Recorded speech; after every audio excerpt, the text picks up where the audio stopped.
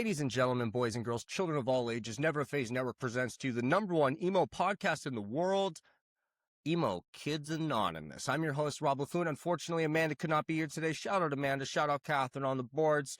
Today, we got a hell of an interview for you today, okay? I'm joined by one of my favorite emo bands. I'm joined by Primrose, okay? We got Primrose. After their latest single, Pissing Contest, came out in January, I hit them up. I was like, yo, like, please come on the show. Please, please, please. They're like, all right, we'll do it, I guess. So I'm very honored to have them here. Before we get to that, do us a favor, as always, subscribe to stay up to date, prescribe to the pod, hit the buttons down there. There's like the bell and the buttons and the ringers and stuff. I need you to just do the thing, please. I don't like asking you. This is awkward for me, as awkward as it is for you. I know you just want to skip past this part.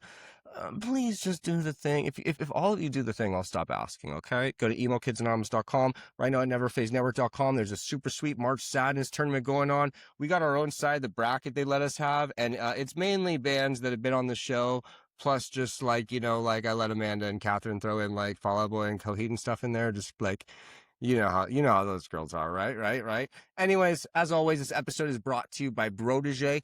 Go over to protege.com. You enter emo kids at checkout, and you get your first bottle of Protege for $10. Okay, Protege is the all-in-one face serum. It's got retinol, sunscreen, moisturizer, vitamins, all that shit. Okay, and it'll take your face from funky to fresh. Okay, fix your face. Go to protege.com. Enter emo kids at checkout.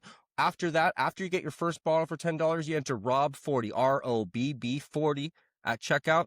Everything after that, 40% off for life. Now, with all that being said, here's my interview with Primrose. I was wrong, okay? I was wrong. What do you mean? Because I need you more than you need me. I need you way more than you need me, all right? I'm sorry. Oh, we got it. We got a nice trio of beautiful locked lads here, I see. Okay. That's happening. How to do it. Just waiting on Will. We can't get Miles tonight, sadly. You're good. I realized today when I went to go look at the thing that I had not actually, I like made the calendar event, but I didn't send you guys the actual email with it. I felt so, I was like, oh my God, I hope they're going to see this. Like, oh, my bad. We wrote it down in our calendar and we texted about it. And then I didn't realize until like 2:00 today. And I was like, guys, we have this today. It's on the Sick. Well, in the meantime, while I have you guys here, I'm under the impression, you know, I guess we could almost get started because the band started with the two of you, right? Yeah. Okay, so we're pandemic. I'm guessing some point y'all are bored in the pandemic and you start sending some files. What happens? That's basically what it was. Because we were in a band together when we were like, Darty was 14, I was 15. Like a reggae rock band at a school called Maine Academy of Modern Music, which is a super similar structure to like the School of Rock system, if you know that. Okay. I actually work there right now. So does Miles. Oh, sick. That's what we do full time, other than Primrose. Yeah, when we were scheduling this, you're like, yeah, we're all music teachers. And I'm like, oh, shit, like, that's pretty cool. Like that. Yeah. That's cool. Yeah. Me and Miles are music teachers. Gardy, you're just a teacher right now, right? Yeah. Public school teacher, kindergarten. Damn. Yeah. Yeah. We were at the same college in 2020. So we started writing songs in Cam's dorm room basically during COVID, when it was like, you know, okay to go to other people's dorm rooms and all that. Damn, you guys were actually like at the, I was going to say 2020. I figured you meant like you were at the same school, like online. No, It was like a third of people showed up. I don't know why we did, but yeah, we were there in person. Yeah, all of our classes were online, but we were at the school. It was a strange configuration for sure. I was gonna say, like, yeah, you're just in the part that'll get you the diseases, like the part with the communal shower. Like, it wasn't bad enough. Now you have like COVID and it's super fresh, so you don't really know. Like, oof. Yeah, but we during that winter break and that summer break, right around there, it's like the summer break, like right after COVID hit, Gardy like joined my family's like pod that we had, and he came over for like 3 weeks straight, and we recorded all of the Wellbutrin. I think it was Wellbutrin that we did first. Yeah. That was a great Fallow. I think that was I think Wellbutrin is my favorite song off of Fallow. That's interesting. I Yeah. don't find the medication very useful, but That's kind of what it's about. It's about not finding it very useful. right? I'm like, this is great track. Fuck. What's up, Will? Hey, how's it going? I will. Hello. We So just they're saw telling Will. Not that telling the exciting. origin story of Primrose or Primrose, if you want to get fancy. So you guys did Wellbutrin during the pod, the family pod.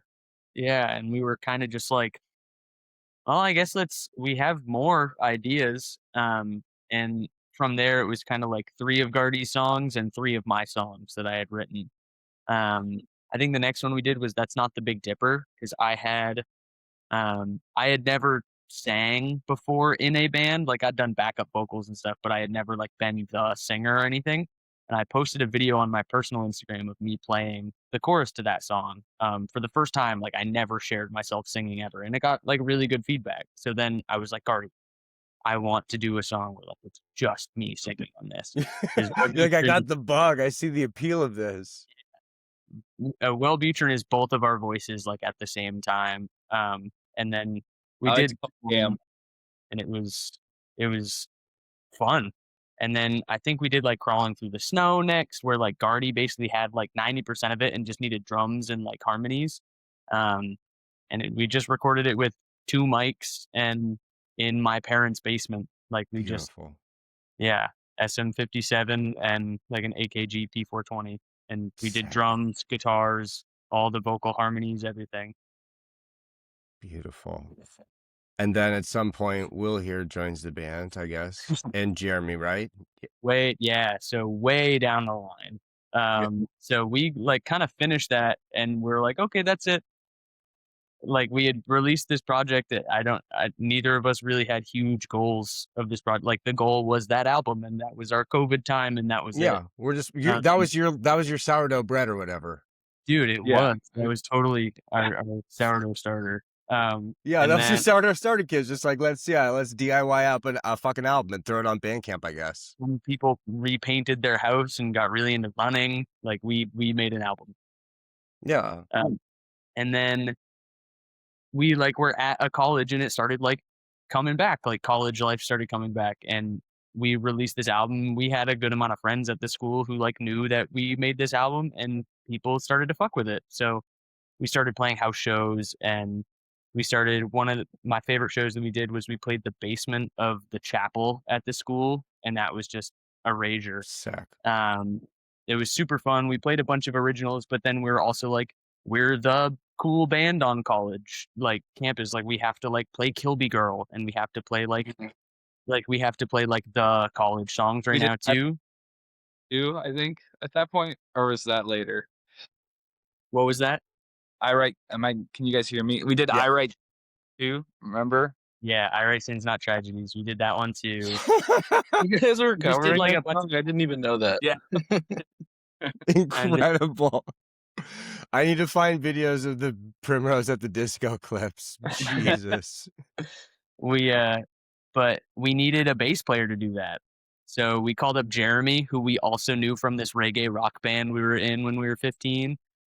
He wasn't at our college, but he's just a friend of ours that we knew we had chemistry with playing. So he just joined, and we just started jamming. And then I made TikTok. Like that was kind of like the groundbreaking thing. Like we had already done all this, like we were the cool band at the college. Like we played these fun shows, but like we had nothing outside of the college. So then I started making these shitty TikToks, and I was just copying other emo bands that I was seeing.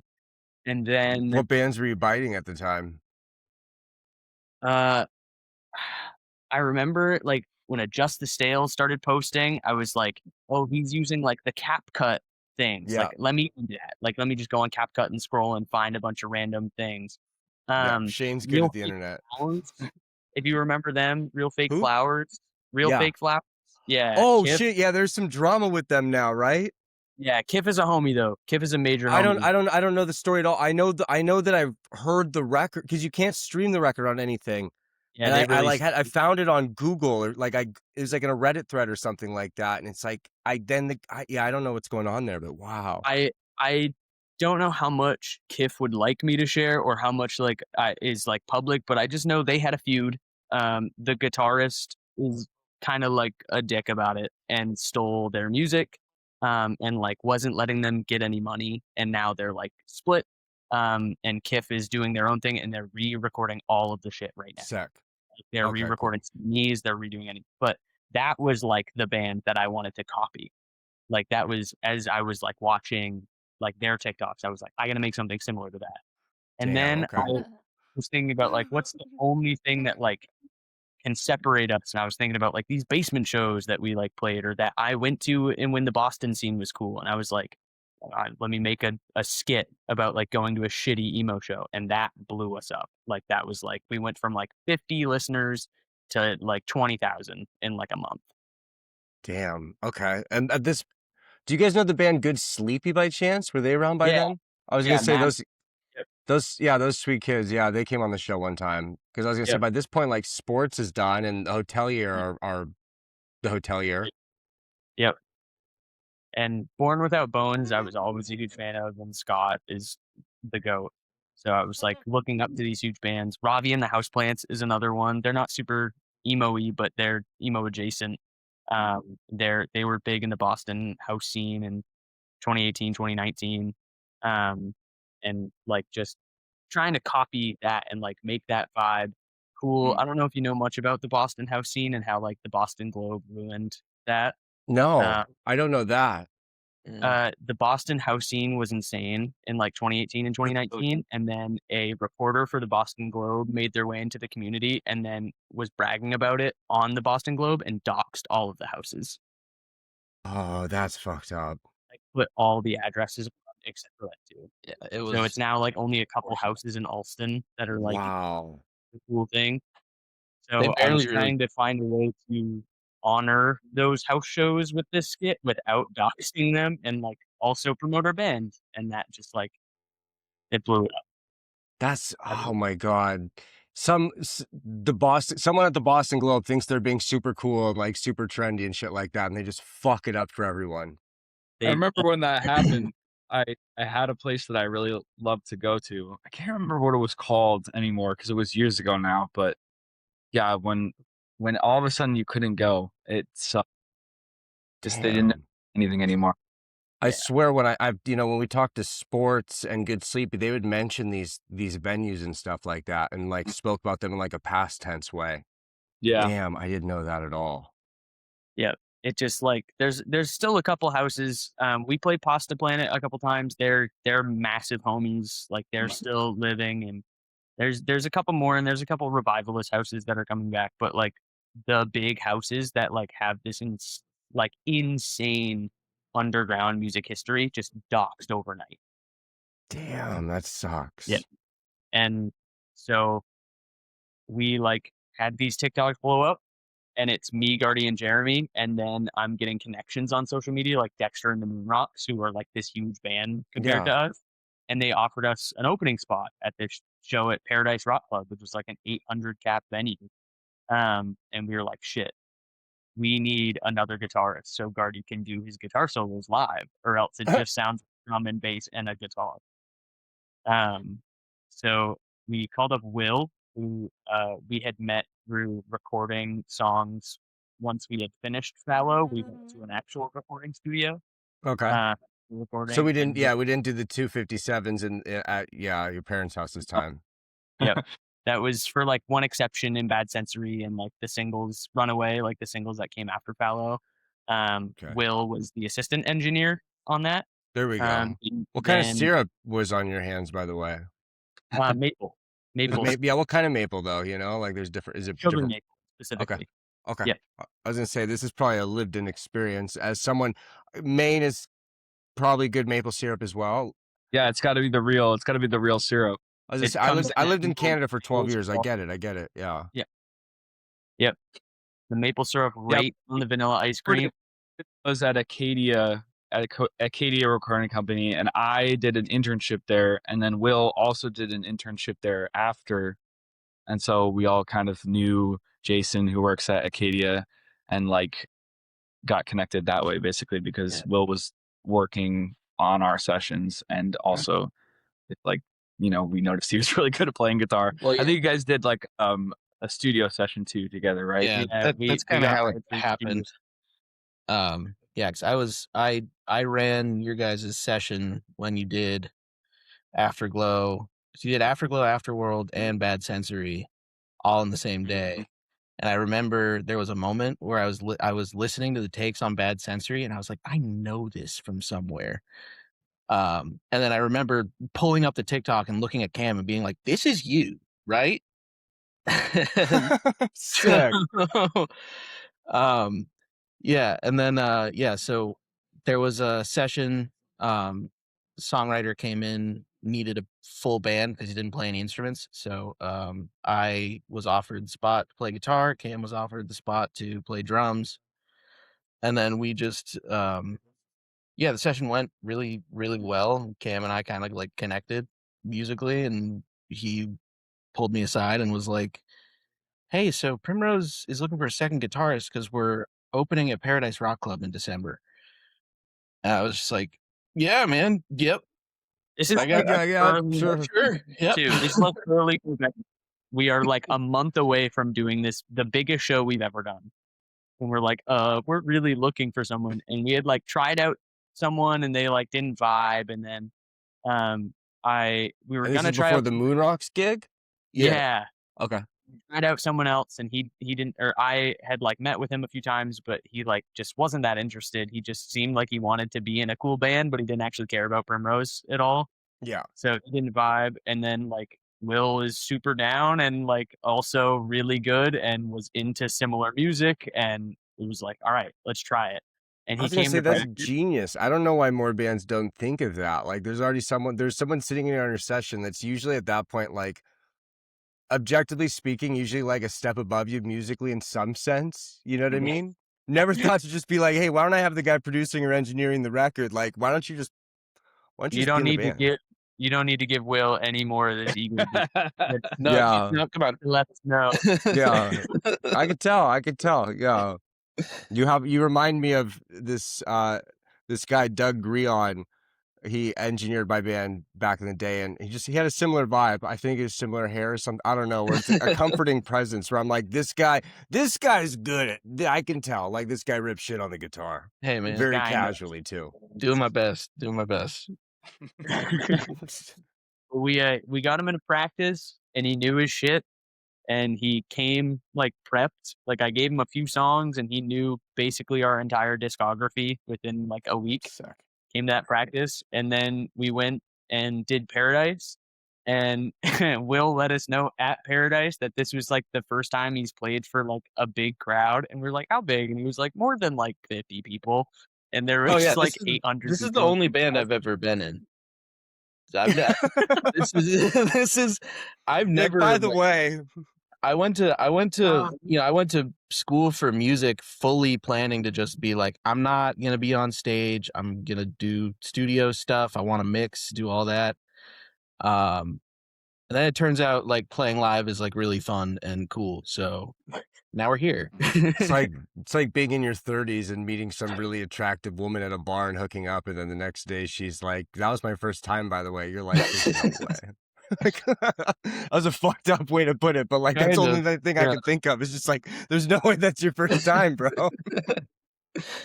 Yeah, Yep. no. That was basically it's a really good way of putting it actually. Right? I'm like, I really tried to think of a nice way to put. I had nothing else.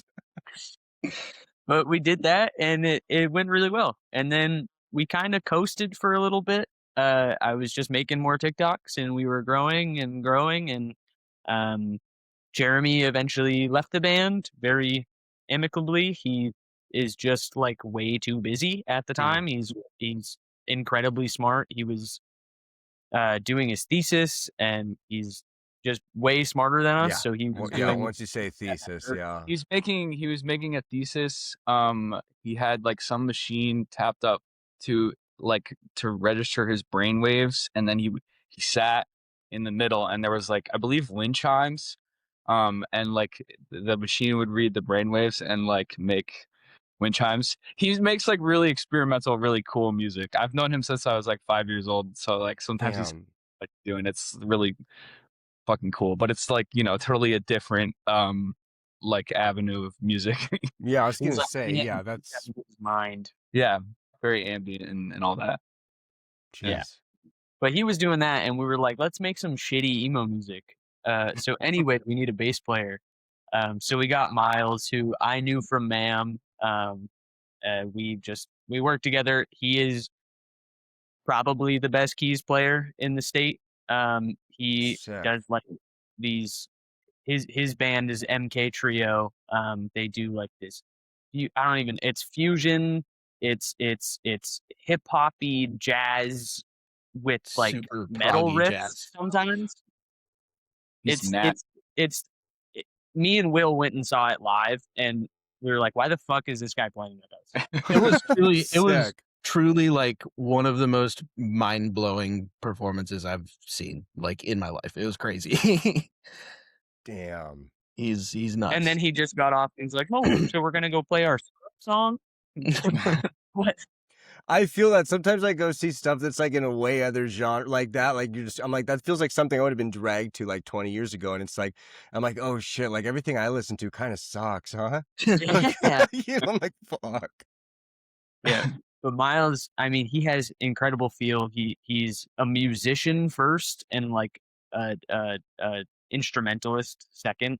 So like he knows the basics of the bass, and I mean, he doesn't even know the notes. He doesn't know the letter names of the notes on the bass. He just plays, and it works, and it sounds sick. Sick. Yeah, and it clicked immediately, and he was super down. He did not have the background of like being into emo music by any means, but he has slowly gotten into it, and his girlfriend has gotten him into Modern Baseball, and Tiger's Jaw has been like the big two for him that he's like started listening to. It's a good starter kit. Um, There we go. Yeah. So he's learning, but he is. It was weird because he's not the most into emo music.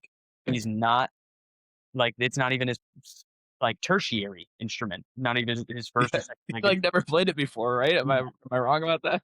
But he's like the most hyped about shows. He was the most hyped about the tour. Like he's just Sometimes you need a guy like that in the band. yeah, he is absolutely the vibes for sure. We Beautiful. picked it up too, so it wasn't like he was lagging behind musically or anything. It was really impressive. Yeah, you're just he throwing a did- guy in a different position kind of thing. Yeah, like he like put in the work to learn that too, because he started off like kind of shaky, and then like within a week knew all the lines. Like he just like sick. grinded for it. He knows how to do that, and that's honestly more important than being good at an instrument. Like knowing you have to grind to get good at it. Like that's what he does. Damn. Okay.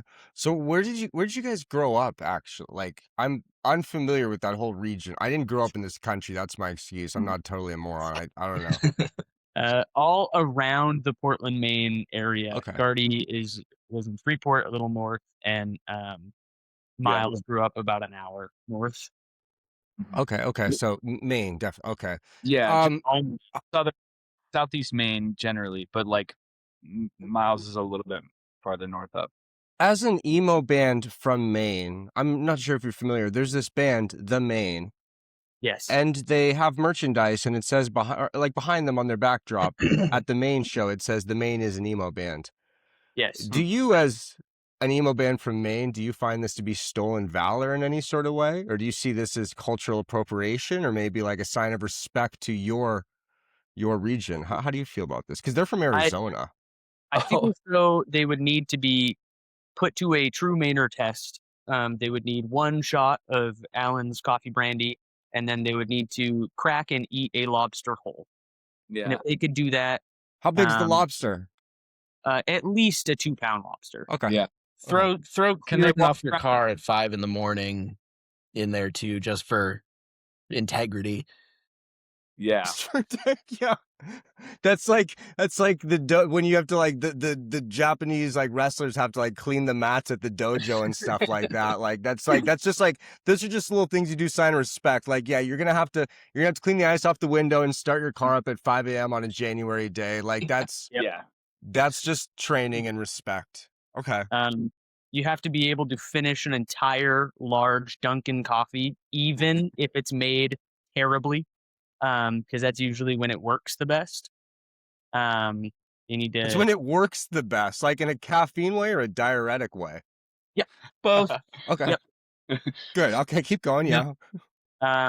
They would need to at least appreciate the 28-3 Patriots comeback against the Atlanta Falcons. Always. And maybe one prayer to Tom Brady.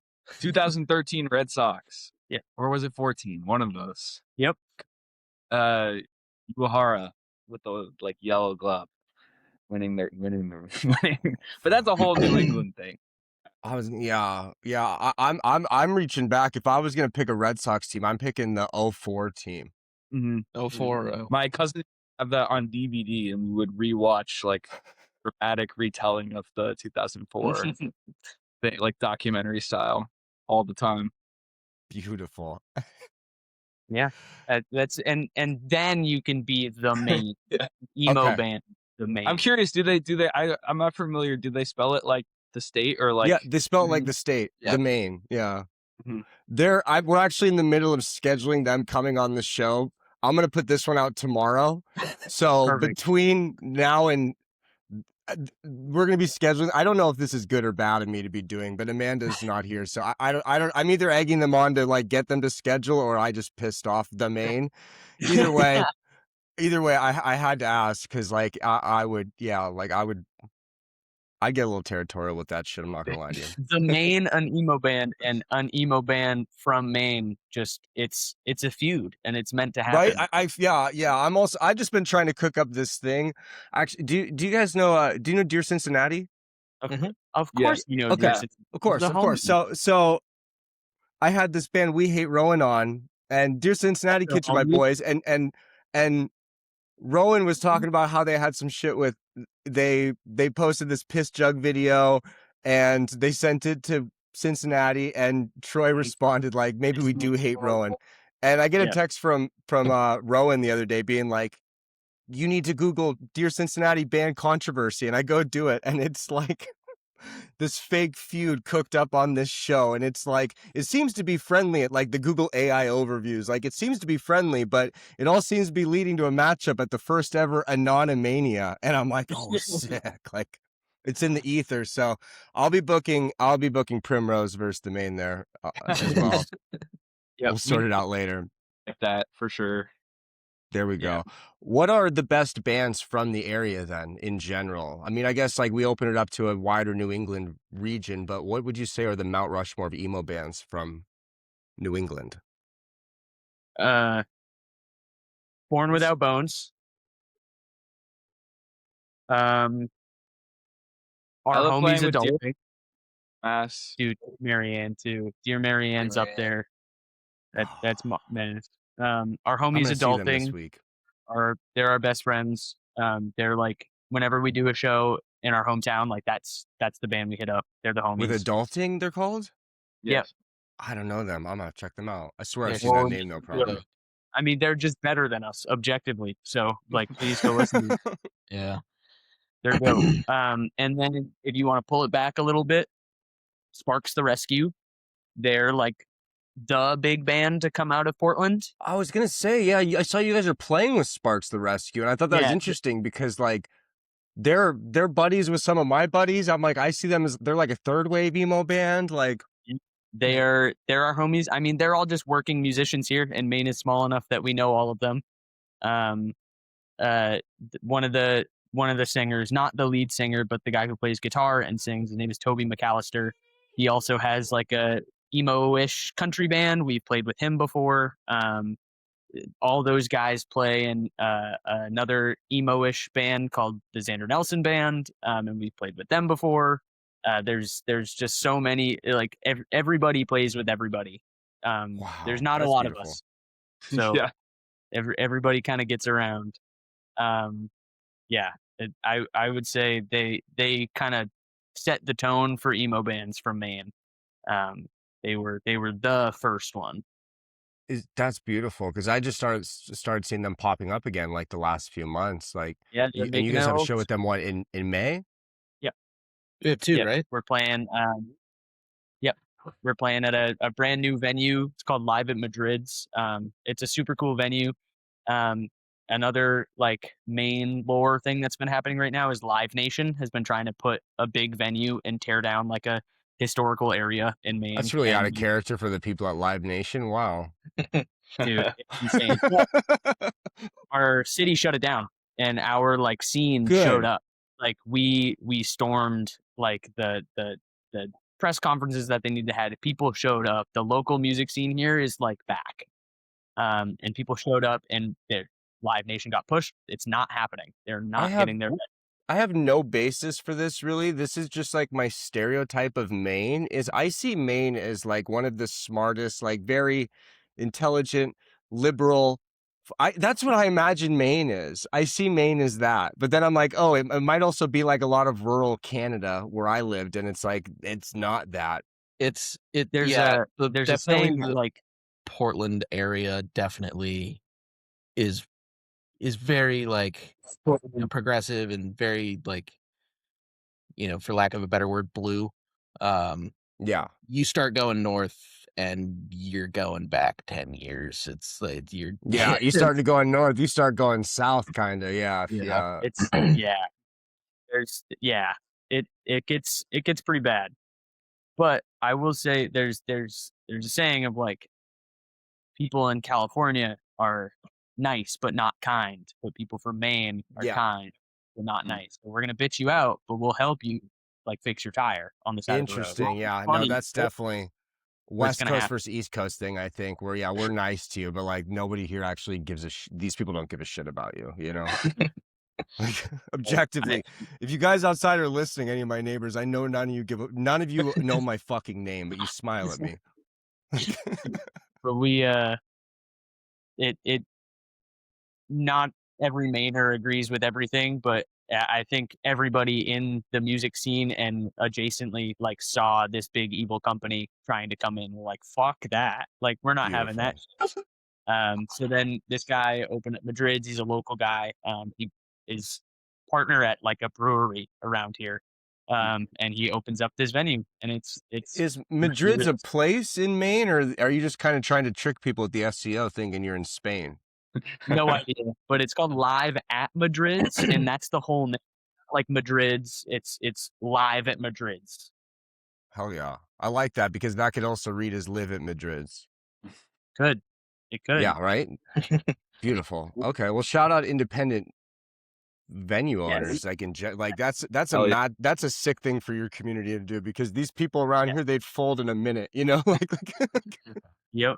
And they just had the grand opening and it went super, super well. And then there's another like legendary Maine band. They're not emo at all, but they're called the Ghost of Paul Revere. They're very like Appalachian folk. I've heard, yeah. And they like broke up or went on a hiatus, and they're now coming back, and they're like playing at this place, and they're doing like a whole festival thing. It's gonna be sick. So this venue is super, super, super good for the community. Beautiful. So then, at what point to kick it back to the band? I guess technically, although this is a great ad for the state of Maine, Absolutely. I'm very curious.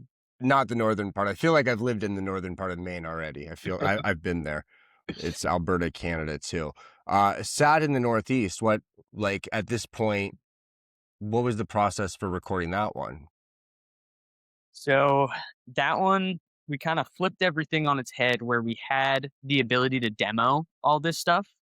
And then we went and like kind of fleshed out the songs better instead of making it in this very like linear style like we did with Fallow. We kind of wrote the songs and played them a bunch together, and then would demo them and try out new ideas, and then we would go to the studio with what our like final product was. The way they used to do it back when they had major labels and stuff. Back when bands had time.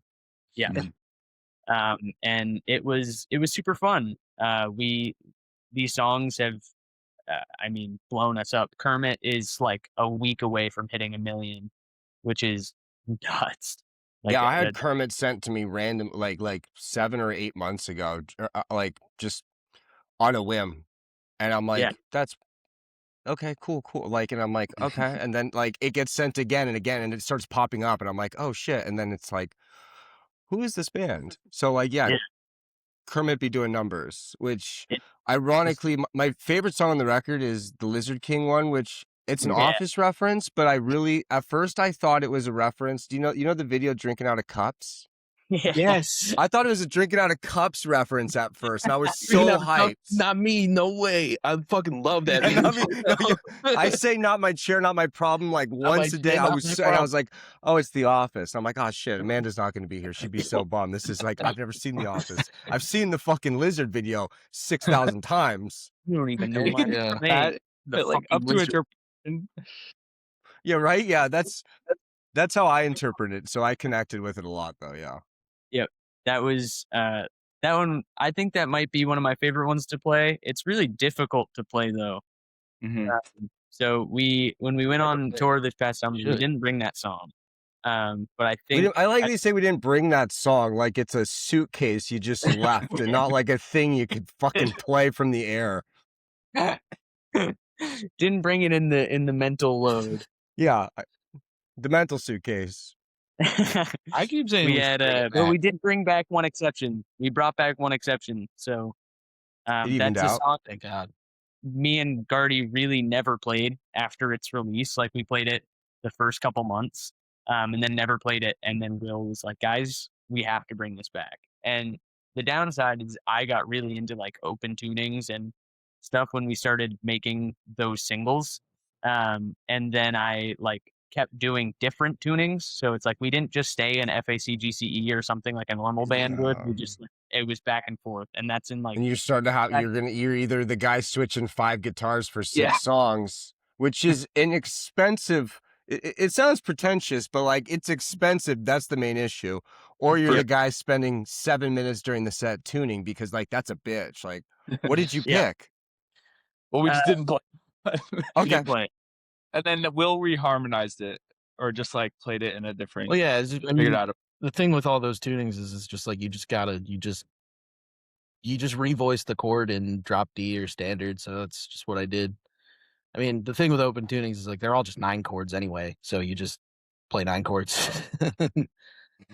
Yeah. And that's why Will is the guy that you took aside and were like, "Yeah, we need this guy in the band." That's a lot of nonsense for me. I was gonna say, like, it's wild. I've had multiple bands on here that are like, "Yeah, I don't know how to play in standard tuning." I'm like, okay. Yeah. We've been doing a real effort to write in standard or drop D in the last little bit, and I think it's been very, very helpful to our mental health and our it's made us a lot more happy as a band to stay in standard tuning. Our therapist really likes the idea. Yeah. Yeah. Eases Thinking the about going tensions. with like 4 tunings it's like it just sounds like hell. Yeah. One day we'll afford 4 It's just guitars. We'll get there. Yeah, 8 guitars on stage. Too much. Right. Yeah, that's really pretty big expense for big emo. Yeah. Mm-hmm. And especially at this point, yeah, I mean, like you gotta talk to Brendan Urie or something, get a loan from him maybe. We got to bring back the disco covers. Right? Yes. Yeah. I think you do too many of those. He's gonna start asking you for money though, so it goes in reverse. Yeah, you need Reverend to be cool and just give you all a nice little box of guitars. That's what I'm saying. Ernie Yeah. Ball. And Love that. I've been saying that. Yeah, be cool. Be cool. Stop being dicks. So, new single "Pissing Contest" came out in January. My favorite rollout of any single I've ever seen, the Notes app apology move. Which one you menaces thought that up? That would be me. Incredible work. That was one that I came up with that off the dome. Somebody's probably done it before, but I came up with that off the dome, and I was like, I see so many bands like posting either just like the most horrendous shit in their Notes app or just saying they're going on hiatus. And it's like, what if what if we did this right now, but we didn't go on hiatus. We got everybody scared. And I've seen so many bands use that trend, and that makes me so happy because it hits. I bit that shit. I did when we hit like our 100th episode, and I like switched all the graphics and stuff like that. I did it. I 1000% bit that shit from you because it was like a week or two before that, and I was just like, this is incredible. I've seen like Tiger really used it. I think Adjust the Sails used it too, but it's like Tiger Woods. Yeah, they're sweethearts. they're Shane. Yeah, Shane used it like a week ago. Yeah, and it popped off. Like it's free it's money. Like you're conditioned in your brain. Like I have to flip through it. Like so that one's going in the bank. Maybe some future ones we might have to. Yeah, it's like a super finisher. You can't really use it like all the time. You gotta recharge that. You gotta really save it for. But when you utilize it properly, oh, that hits. Yeah, that was a fun one. And then that song, I actually had like posted the riff to that. I actually wrote that riff in like 2018. But one of the first like emo basement skits I did, like right when Fallow came out, I used that riff, and then I wrote the chorus like then. So that song is older than most of the songs on Sad in the Northeast. We just never really got around to playing it. Beautiful. I love how connected this world is now. Where like you've mentioned like Adjust the Sails and Tiger Wood, the Dear Sunset, like these are all sweetheart. Like I have a note from Will on my fridge here from Thoughts on Bowling, and it's beautiful. You guys played with them? We played with them and Trash and Kerosene Heights. Oh yeah, you were on you did Catalina Wine Mixer thing, yeah. Yep. And Kerosene Heights are insane. That's the best. I legitimately think that's the best band. I got a new tattoo. It just says new tattoo on my leg because I thought it'd be funny, and I told Chance I would do it when we interviewed them. It was like right when it came out, I was like, I'm gonna get that tattooed, and it took me like 6 months. And just one day I woke up, I was like, that would be really funny, like they kind of blew me away. Like that, their set was kind of gross. They're so good. They were really fucking good. I feel bad, like even like they're playing like I love Saturdays at your place. I love Trash. Like these are great bands. These are some of the best bands in our world, and it's like playing after them is so gnarly. Like on that Catalina Wine, they're opening the shows, and it was yeah. I'm putting together a festival like 13 months away. And in my head already, I haven't even like we're just securing the dates, but in my head, I'm like, okay, Kerosene Heights is a headliner because they're supposed to be, they should be Nirvana of our world. And if they're not going to be, I can at least try to pretend they are I can make them that myself in my own head. I think the cool part about them though is like they might not have like the listeners like today, but they're your favorite band's favorite band. Yeah, like they are everybody in the scene bops with Kerosene. No, every single you are probably the 65th band out of like 75 to bring them up because it's just like, yeah, that's the best. Like everyone agrees that's the best band. Like shit, they're so peak, and they all look way too cool. That's the same shit. I was saying the same thing with Dear Mary Ann. I'm just like, yo, Chance. The other day he posted this video on TikTok and he's got like French garden trousers on. I'm like, yo, I didn't even know that was a thing, dude. Like, I'm wearing fucking shorts from the Cotton On at the mall. Like, damn, like Justin looks sick, Al looks sick, Benji's back there, like with sick ass like glasses and shit. Like, coolest. Yeah, no, they should be on like Spin Magazine if that's still a thing. Yep.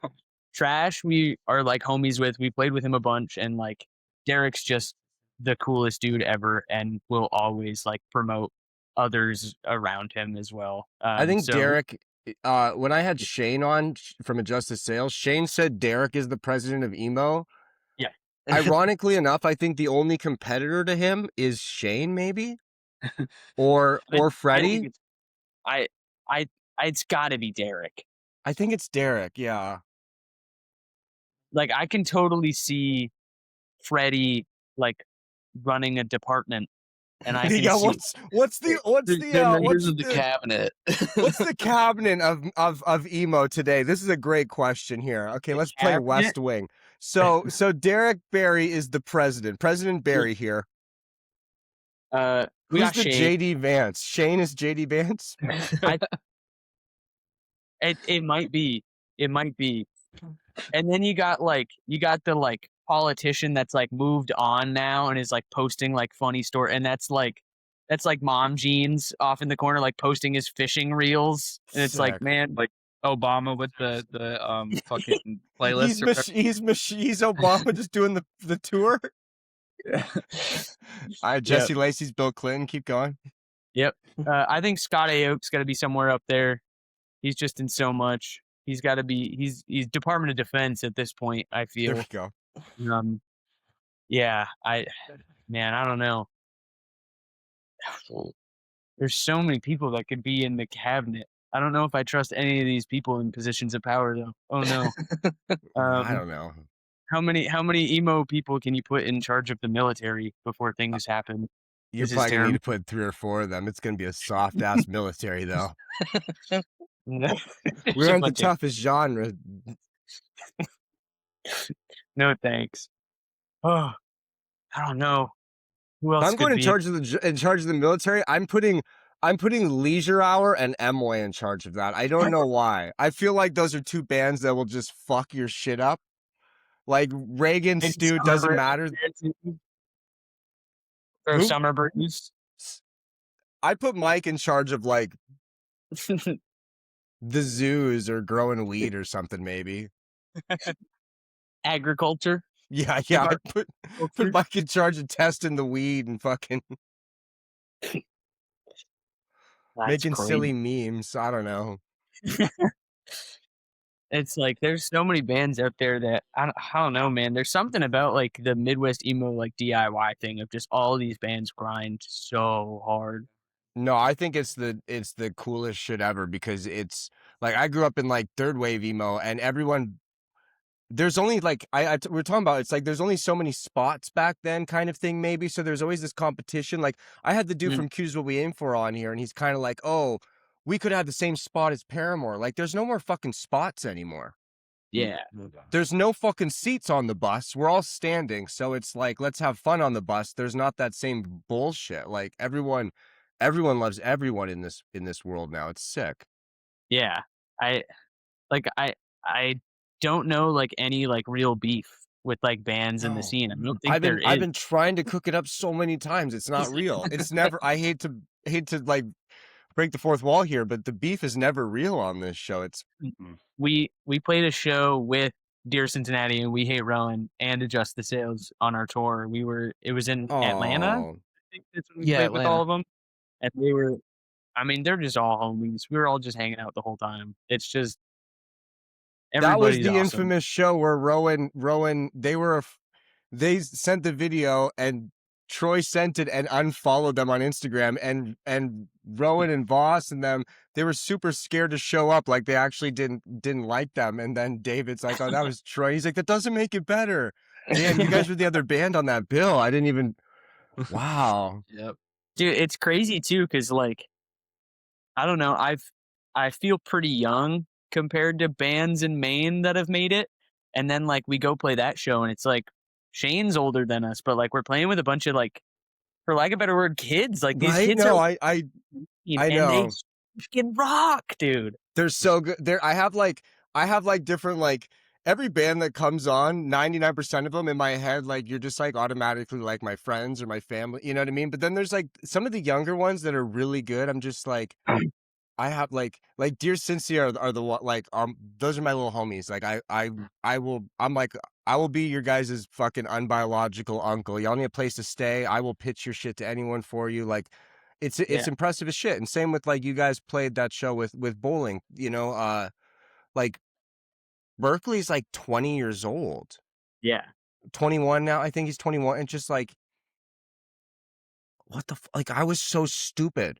at that age. I'm 36. I'm still pretty stupid. Like, he's 21. He's probably been smarter than me since he was 15 years old. It doesn't make any sense. It's like this is a blessing. A lot of you guys are going to do very well because you're not total idiots. It's like we hear from bands, like when we talk to guys from like Sparks or anything like that, they talk to us who we're like 25, and they're like, "Oh, dude, so good you guys are starting young. Like you guys, like you're doing these stories." And then we go and play with these like 19-year-olds, and we're like, we're Right? not like we're the old guys here. There's like levels too. I know. No, it's so weird. I'll like same where there's like tiers. It's like, oh, certain guys will think they're older, and it's like, oh, you're 26. Then it's like, oh, Shane's like the young kid. I'm like, oh, Shane's like 4 years younger than me. Fuck. Like, Yeah. oh shit. Like I can't tell. And then like when Thoughts on Bowling on that Dear Catalina show, when they were here in LA, I just assume everyone's my age because I think I'm 25 still. And like I offered weed to Troy, and he's like, no, I've never done that. I'm okay. And I'm like, wait, no, never mind. Like you're a kid. Like what the? And then I'm like, what the fuck? Like you guys are so good. It was funny playing at this show in Nashville, and like it's a 21 plus venue, and like we're the only band plus Shane that's over 21. And You're the only ones allowed to actually. Everyone's standing outside. Yeah, that was like it's like that was what- like almost an issue, right? yeah. With the show in And Atlanta, then, like, they were like, "Yeah, Dear Cincinnati can play their set, but they like can't hang out. They gotta go." Yeah. That wasn't the case. and then but yeah, everybody at the venue was just like, yeah, just chill in the green room. Don't drink the beer, please. Right? Yeah. No, there's one dick about it always. Yeah, but that was a super fun show, and just like I feel like the best part about the tour was just like hanging out with the other bands like that on it. Like that was so cool. We got to meet all the bands that we listened to and like just play with. yeah. That's so sick. That was super fun. Especially with like Dear Cincinnati Ohio, specifically. so nuts. Tunnel Vision, those guys were so cool. Their DIY scene is so much cooler than Maine's. Like they Sick. just like if you think like the DIY scene of Midwest emo is like pretty tight knit, like that community, it's literally just like the 30 friends of all like 6 of those bands that are in Cleveland. Like it's just 30 homies that make 10 different bands. Yeah, we were Yeah, leaving yeah. Cleveland, and I was looking at Zillow, being like, maybe I should move here. Like,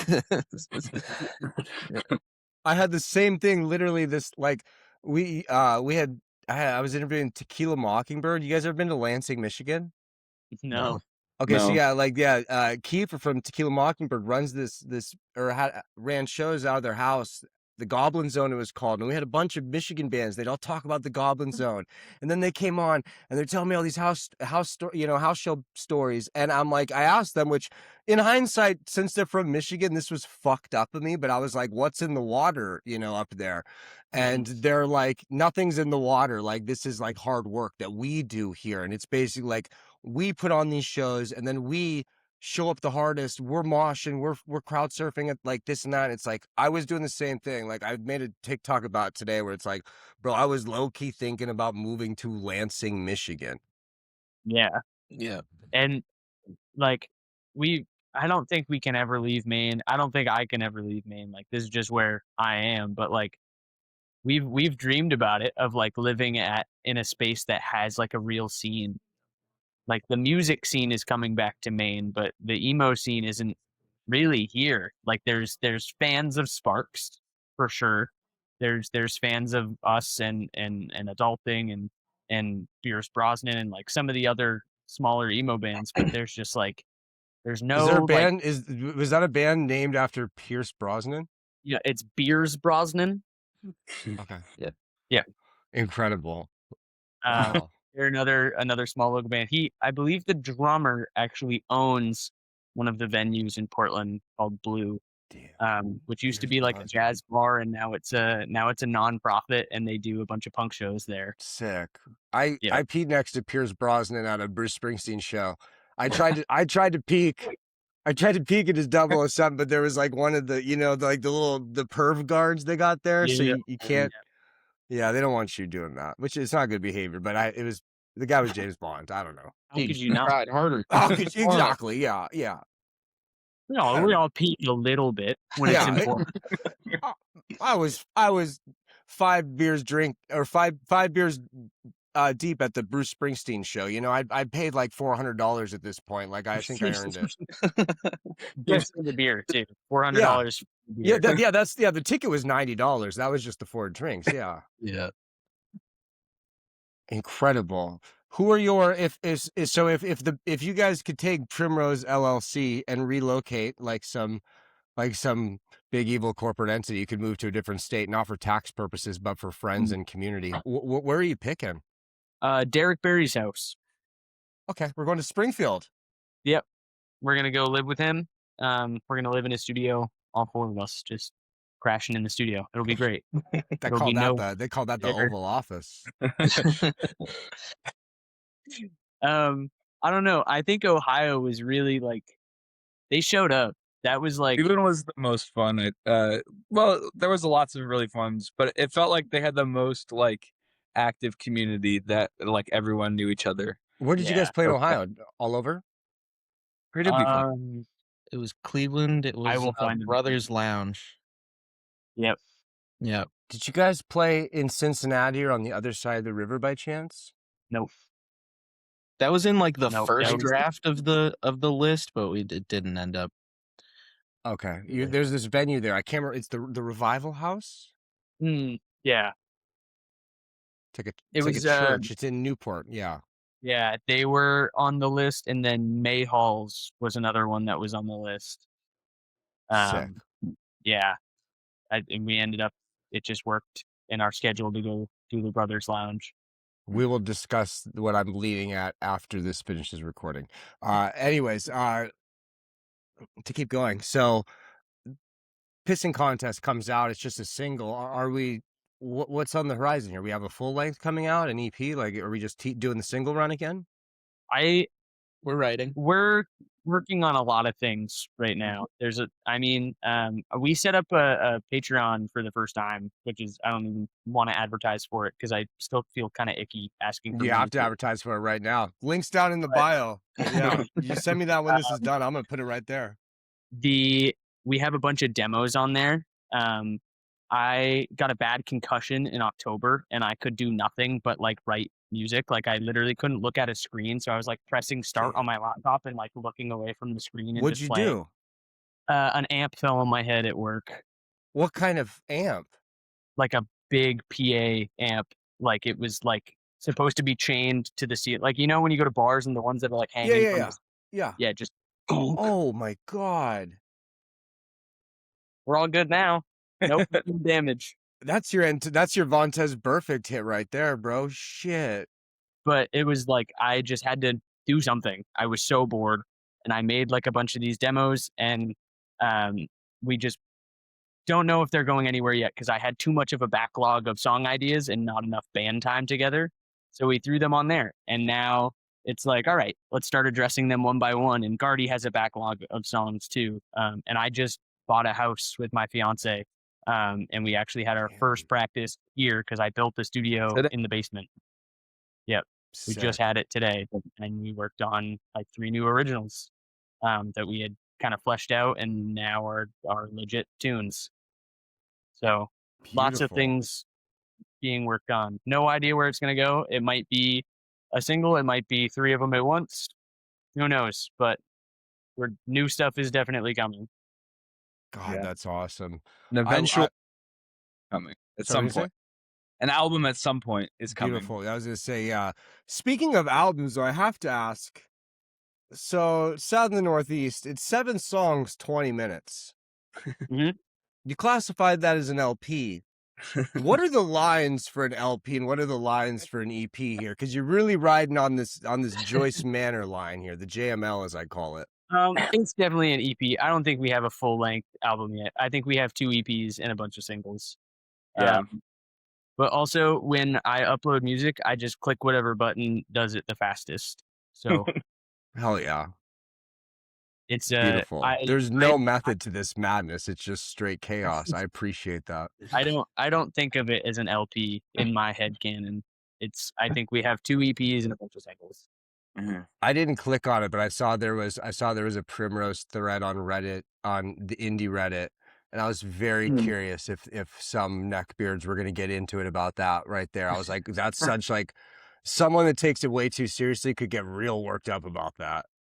Well, it's like, I feel like our band is kind of weird because, I mean, Gardy's not a crazy emo kid, and I was not like a crazy punk kid. And now we've kind of meshed our sound a lot more.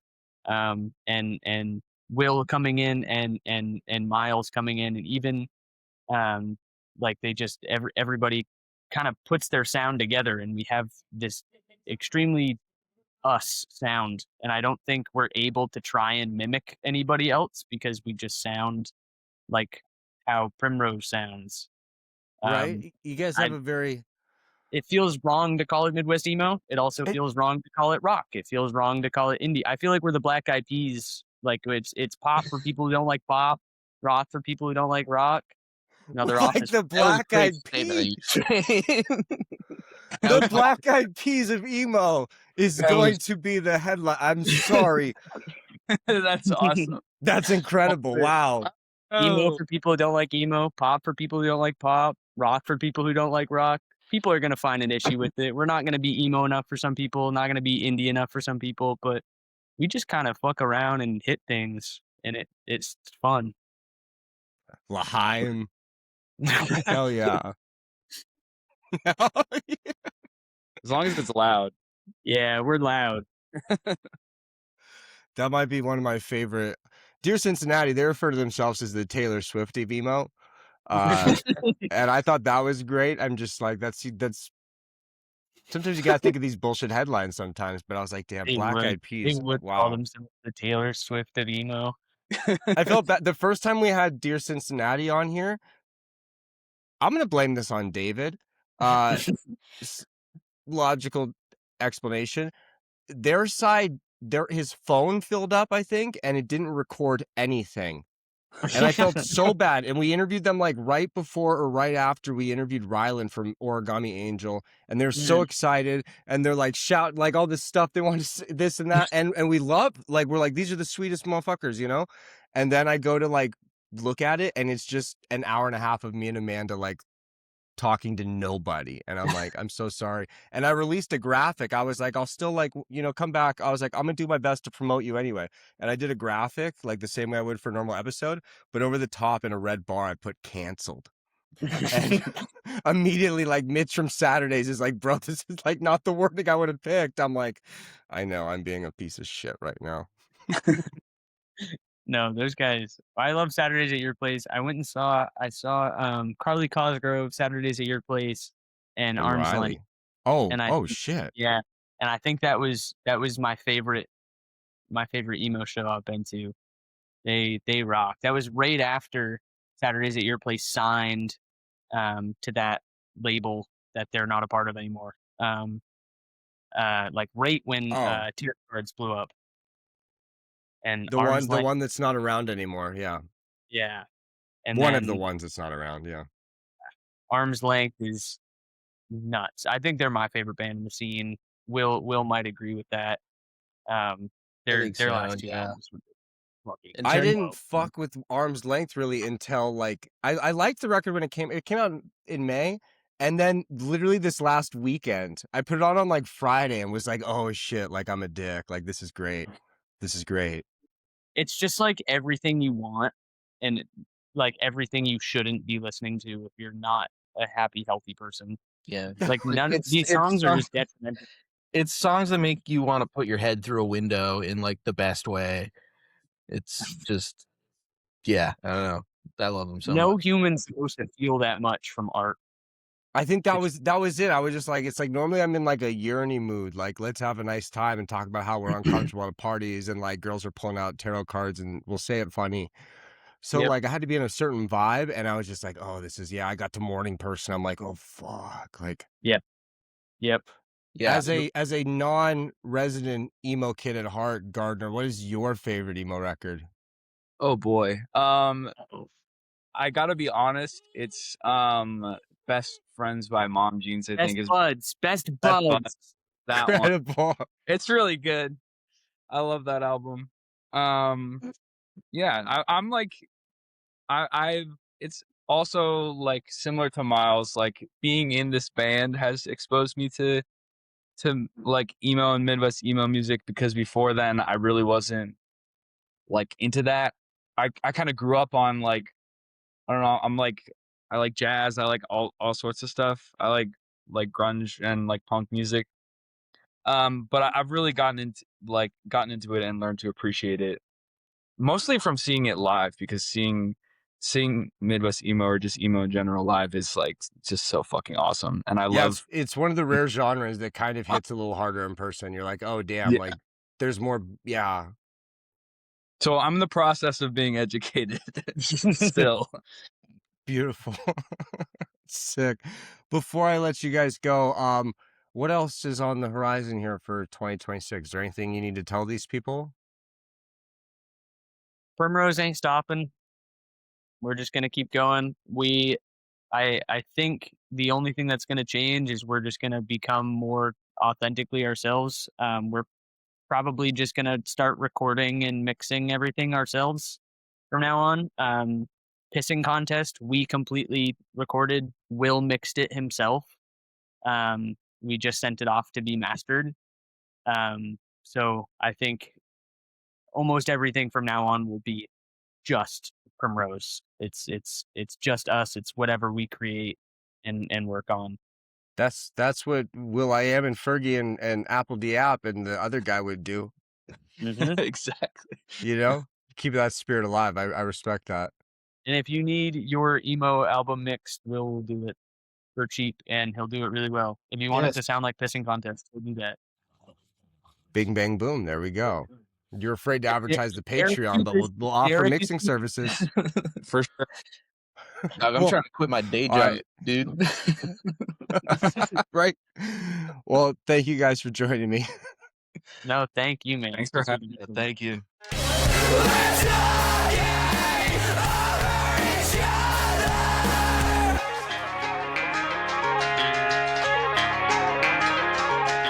Hey man, it's your boy Petty Hendrix, man. You tuned in to Emo Kid Anomalies. Check it out, you did.